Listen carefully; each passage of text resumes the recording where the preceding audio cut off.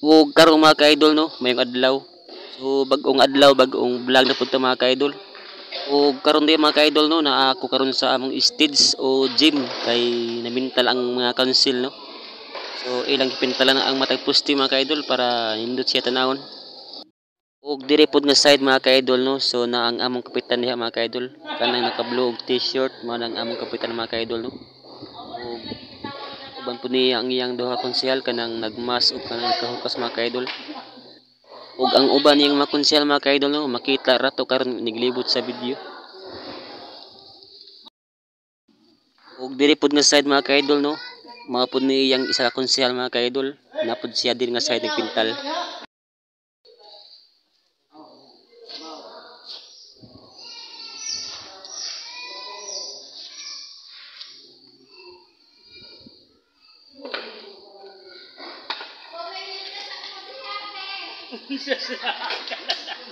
Oh, punit kay libre ko no.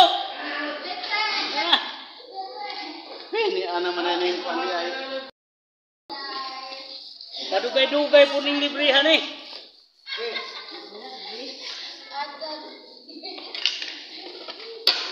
Ara. Ara naman paghimo siguro.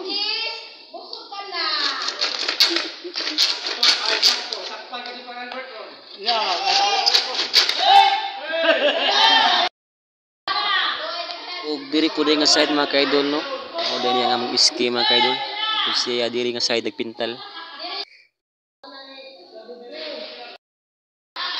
Ug diri po nga side mga ka-idol no. Napud diri ang duha ka konsehal mga ka-idol. So kung bati po sila brush diri sa ibabaw mga ka-idol no. Ug gamit po din na sila steel brush mga ka-idol para makuha ang mga lumot-lumot para inigpintal o kinakayo.